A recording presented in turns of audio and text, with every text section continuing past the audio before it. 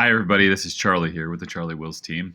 We're sending this out to all of our current clients, our prospective clients, and to our database because we want everyone to understand what's happening here in Wisconsin about the new changes. There's been a lot of highlights. There's been headline news, there's been articles written. I would say most of them are wrong. I've read a lot of them. They're getting the core of what has happened in changes to the language, I think, a little misconstrued. So you've always been, as a consumer, able to hire any type of firm at any time that you want, depending on the service level and the fees that they charge. So that has always been available to you as the consumer. What this lawsuit kind of puts into place is that there were states that didn't have that. So Wisconsin's been pretty blessed that we've had those laws and rules in place for a really long time. And I know there's other states, it's just a handful that didn't.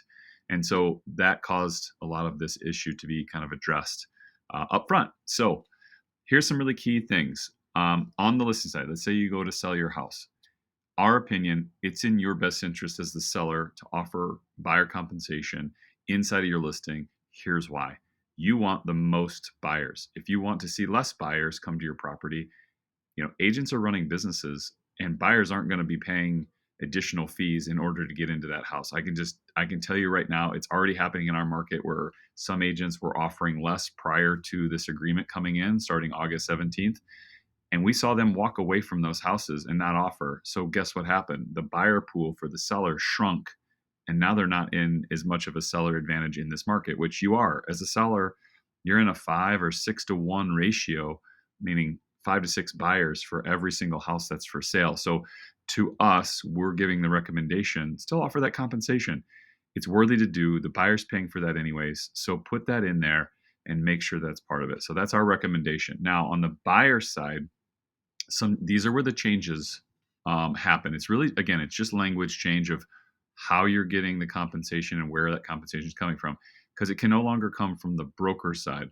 Okay, meaning like the listing company, the listing broker. It comes directly from the seller, and that's the biggest change here in that language. So here's some things to know about as a buyer. You've always had these available. Again, I'm just repeating them.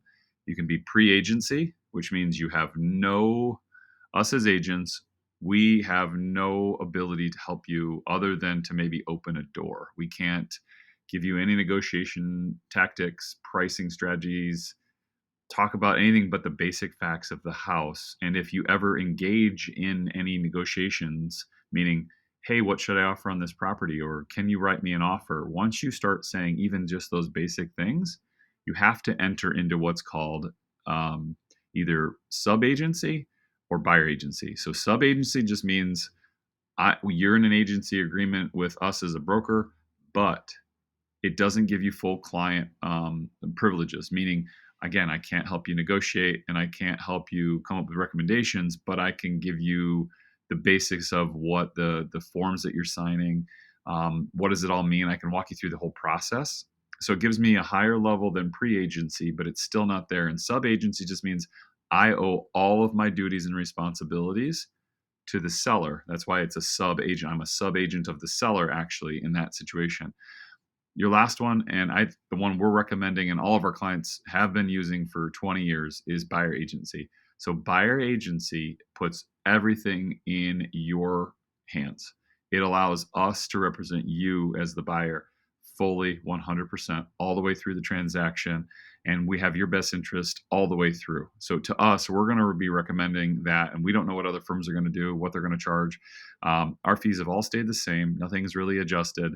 And what we're telling our clients is every situation is different. So we're going to walk everybody through this. And it's probably going to be a few months of describing what this looks like. But again, none of this is scary. Don't worry about any of it. Again, it's just very minimal changes to the language and in the contracts, not actually how we've been doing business for, 40 years probably.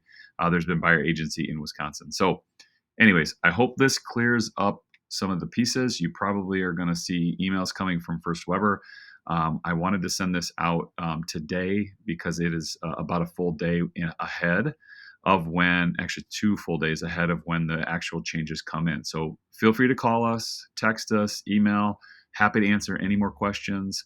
Any of our current clients that have stuff that they want to walk through, we can talk about it too. Just know, if you're a current client, all of your contracts that are in place, they're grandfathered. Any new clients as of August 17th moving forward, we're going to be using some of the new forms and the new language. So again, it's really just been some language changes and some clarifications, everything. All right. Hopefully this video was clear. It's helpful. And again, we're here as a resource. We'll be happy to help you guys and look forward to the new future ahead. All right. Take care. Bye.